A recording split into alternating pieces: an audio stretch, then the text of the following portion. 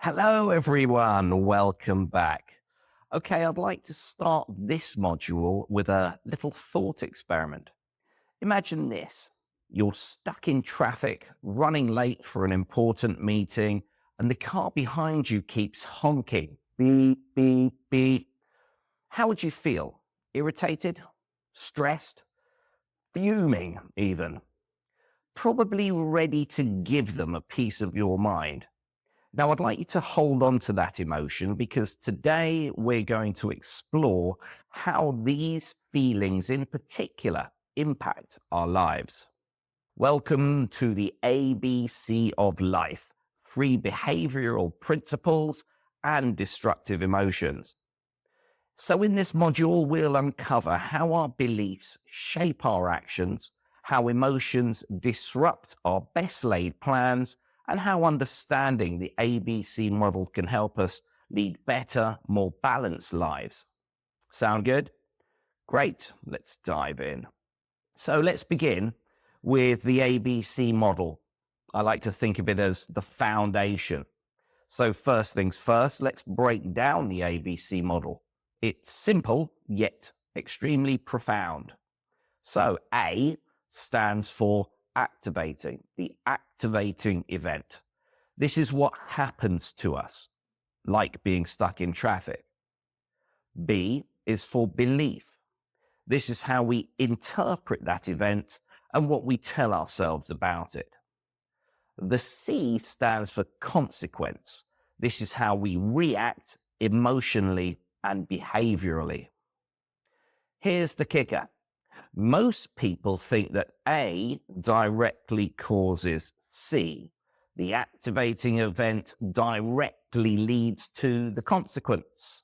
For example, the traffic made me angry. But here's the truth. It's actually your belief about the traffic that leads to the anger.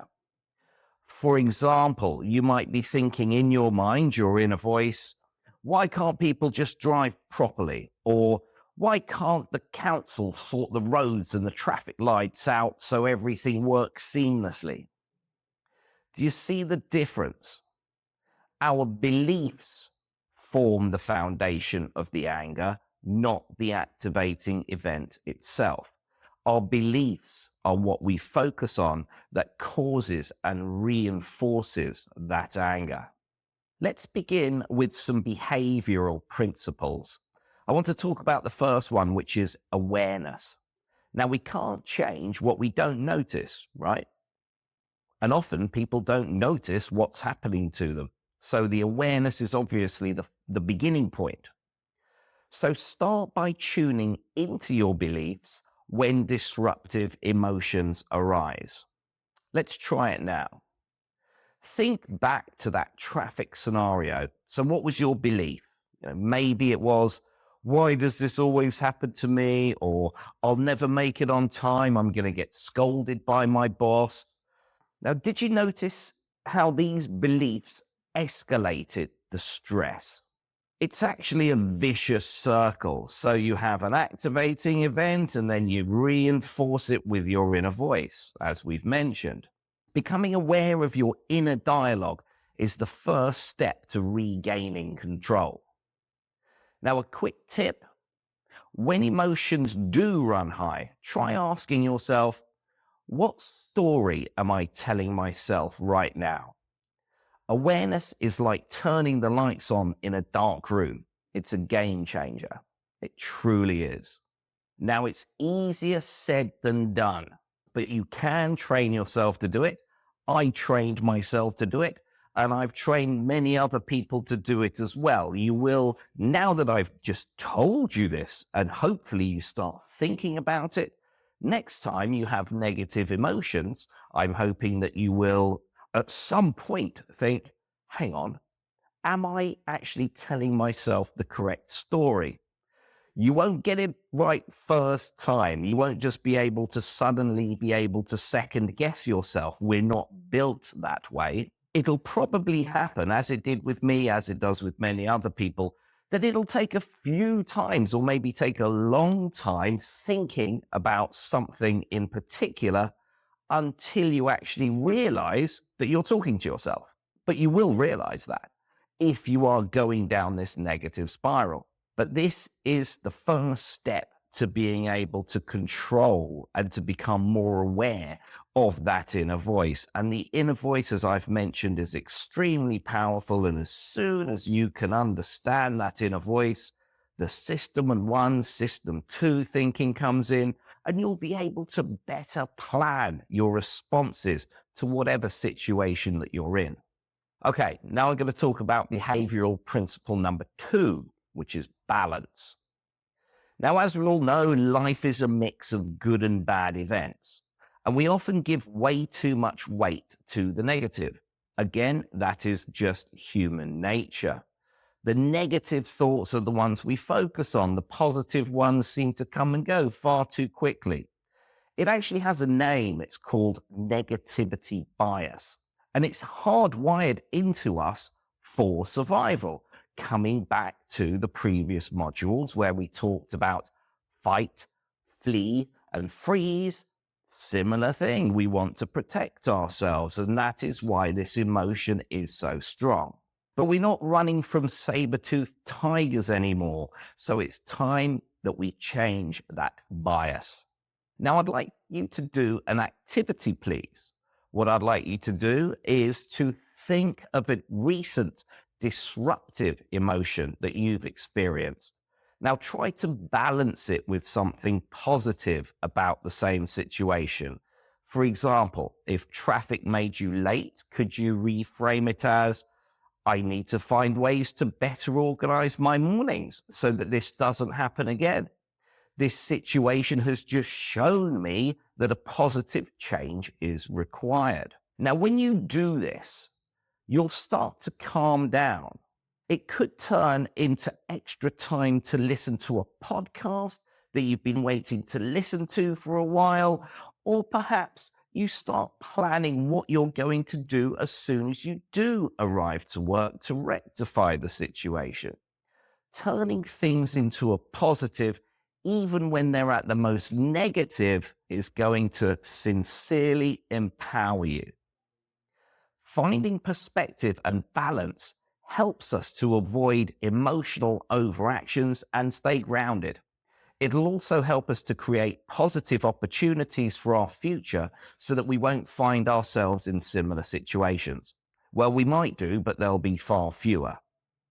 Turning negatives into positives mindset is both effective for personal development and improvement, as well as much more harmonious, which will lead to more positive thought processes, which in turn leads on to having sounder thoughts rather than toxic negative ones. For example, some of you may have been looking for new business ideas and you've tried something and it's failing, or you don't know which way to turn. Now, this course isn't particularly about going into these ideas and at what point you should maybe change direction, but some people fail and then never get up again. They never try anything again. However, you could reframe that, and this is another buzzword for this type of situation, reframe it into something positive and think, well, hey, I learned from that. But another thing also, if you didn't try it, you would have never known, and you would have probably wasted so much time thinking about what you'd have liked to have done. So again, a positive reframing could be, well, at least I tried it, and now I know it doesn't work. Alternatively, if you have now realized that that particular method that you were using didn't work, now you can move on to a new one. You can always reframe if you want to. And this brings me naturally on to behavioral principle number 3, which is choice. Now, once you're aware of your beliefs and have found balance, you're ready to choose how to respond. This is where the true magic happens, where you really reclaim your power. Think of choice as the space between the activating event and the consequence. Viktor Frankl said it best. He had a quote, and it was, between stimulus and response, there is space. in that space lies our power to choose our response. In our response lies our growth and our freedom. And that is a fantastic quote because it is so true. And if people just knew that quote, it would empower them to know that there is something in between what they initially thought was just an activating event leading to an anger or a consequence of some negative aspect. So let's think back to the traffic scenario again. Instead of letting your beliefs spiral into anger, if you pause, breathe, and choose a new narrative, maybe you simply say, I can't control this, but I can control my attitude and how I let it affect me. I'm just going to smile and ride the wave. And where is that podcast again? Now, this small shift can make a huge difference. Another thing that people often do is beat themselves up about things that have previously happened. Now, they could have been bad. I have no idea what your personal situation is or what has happened in the past. But we can't change the past. We can only change the future. And it's how we react or what we do following on from situations that really empowers us for the future to make a difference. Now, that brings me on to disruptive emotions, and there are some usual suspects.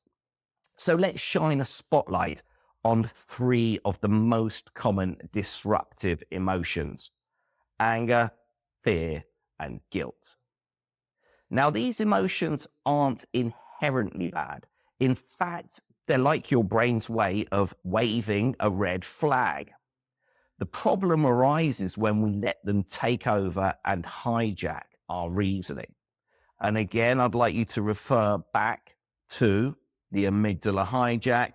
This is all very connected. So even though the anger, the fear, and the guilt, we're never going to get rid of them completely. That's impossible. But as long as you're aware that they are a signal that something needs to be corrected, rather than losing your cool, losing your temper, and reacting negatively when it's happening. I'm hoping that this course, well, it should, as long as you're listening, you should now be seeing that these are signals rather than your inner voice being completely correct, then you taking an action following your system 1 thinking, which might not be a good thing to do in this situation, and then that leading to a more negative result. Anger often stems from unmet expectations. For example, imagine planning a weekend picnic only to have it rained out. Instead of spiraling into frustration, the antidote is actually flexibility. Maybe pivot to a cozy indoor activity. Now, the ideal way that this could be approached, and hopefully you would be thinking of this anyway, but many people don't, have something else planned just in case it rains. We can't usually completely rely on the weather forecast. So yeah, plan for both. And even if it doesn't rain and you do end up going, now you've got another idea for something to do. Again, planning for the future, developing your life path and empowering you. So, and it's giving you time to plan as well. Now, fear also thrives on the unknown. That is what fear is. Fear is something that doesn't yet exist. If it did exist, then we wouldn't be scared. I gave you the example of, if we're in a plane and people are scared of flying, but if the plane is crashing, then, or if it crashes, we'll die. So there's no fear there. It's gone, isn't it? We only fear the unknown. So think of preparing for a presentation or worrying about forgetting your lines in a presentation. And this is the one that I hear the most because I do presentation skills training. People always say, oh, I think I'm going to fall over. I think people are going to laugh at me. Or the biggest one is some people in the crowd will ask me difficult questions. Now, that's fair. There's nothing you can do about that. You could keep going down that downward spiral if you wish, but why do that? What's the point? Because what you think about, you will bring about. Instead, focus on what you can control, like practicing your key points and visualizing the success. Again, what you think about, you'll bring about. If you think about you succeeding, your subconscious self will help you to succeed. That brings me on to guilt. Guilt lingers over past mistakes. Say, for example, you miss a close friend's birthday due to being overworked, work overload. You're beating yourself up about it. Now, what do? Well, the remedy actually is self-compassion. Acknowledge your regret, make amends, and commit to being more mindful in the future.